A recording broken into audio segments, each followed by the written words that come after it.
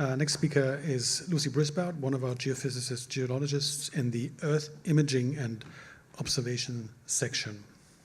Hello, today I'm going to be talking about GSWA's pilot Petrophysics project. So in 2020, the Geological Survey of Western Australia, in collaboration with Terra Petrophysics, commenced a pilot petrophysical data acquisition project.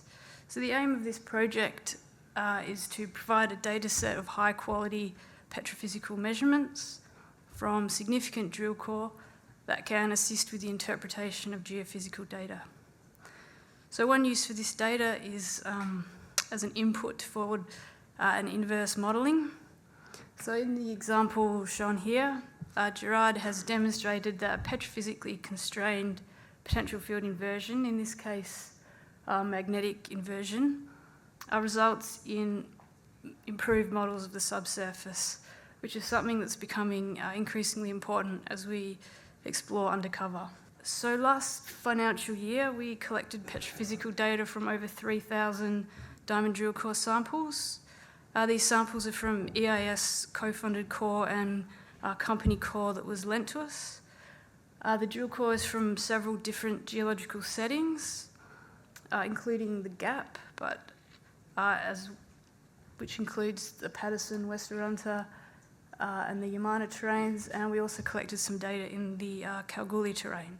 So we're hoping that this data set will help current exploration or encourage future exploration. So for each petrophysical sample, we collected or measured 8 physical properties. These include magnetic susceptibility, remnant magnetisation, dry bulk density, apparent porosity, inductive conductivity, induced polarisation, and galvanic resistivity, and P-wave velocity.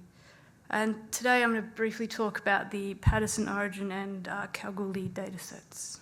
So in the Patterson, we collected data from 274 samples from 5 drill cores to the north and east of Winu. These drill cores are from the Obelisk, Citadel and Corker prospects, and these drill holes intersect the metasedimentary rocks of the Yanina Basin, as well as some younger mafic and felsic intrusives. The graph on the right is an example of this data set and the analysis that's provided by Terra in the reports that accompany this data set. So on the x-axis we see the density, and on the y the susceptibility data, and the shapes of the symbols represent the different lithologies, the colours represent the different gold concentrations, and the size represent the different copper concentrations.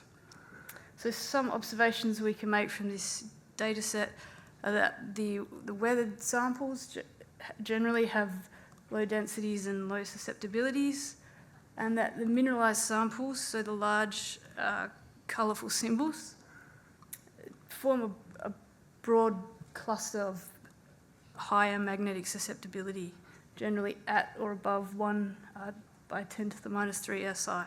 So in this graph we see on the left the magnetic susceptibility versus chargeability data, and this is a subset of this chargeability data set. And some of the observations we can make are that the weathered samples have elevated chargeabilities but much lower magnetic susceptibilities, which suggests and that the mineralised samples generally have higher chargeabilities and slightly higher susceptibilities, which suggests that these mineralised samples will form subtle coincident magnetic and IP anomalies.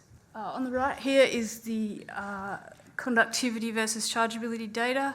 So this is the full chargeability data compared to the graph on the left. And we see here that the weathered samples have quite high chargeabilities, much higher than the mineralised samples, and that this response will most likely obscure the response of mineralised rocks in IP surveys. But it also shows that the mineralised samples are generally much more conductive than the rest, and this is further support for the use of AEM in mapping gold and copper mineralisation in the Patterson. So onto the Kalgoorlie terrain data set. So we have over 1,500 samples from 8 drill cores, and in yellow, these are cores that were donated by Northern Star for this project, and in red we have the EIS holes. So the Northern Star cores together form an entire section through the Kalgoorlie group stratigraphy, and this includes through several zones of significant mineralisation. And the EIS cores also form a section through the Kalgoorlie group stratigraphy, but generally through unmineralised rocks. So in ongoing work, we're planning to use this petrophysical dataset to define a petrophysical stratigraphy for the various units of the Kalgoorlie group. So this here is the magnetic susceptibility data for each of these units that we've sampled so far. And this is preliminary work. And these histograms currently include mineralised and unmineralised samples, altered and unaltered samples, and there are also quite a few samples that haven't been allocated to a stratigraphic unit yet that are not included. And this is the density data, and we're planning to use this data to constrain some magnetic and gravity models of the subsurface, including to test some of the interpretations from the 8 reflection seismic profiles that were acquired in 2019, and hopefully will lead to some improved models of the subsurface in the eastern goldfields. So this dataset can be accessed in various ways.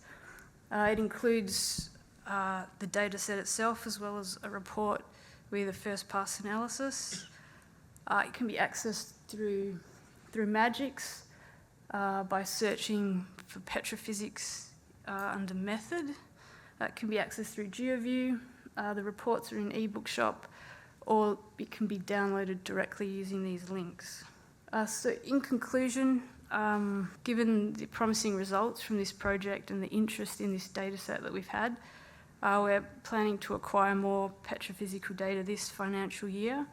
We will continue collecting data from the Patterson Origin, targeting the different stratigraphic units of the Yanina Basin, including mineralised samples. And we're also planning to collect some data from the Mount Weld EIS core. Thank you.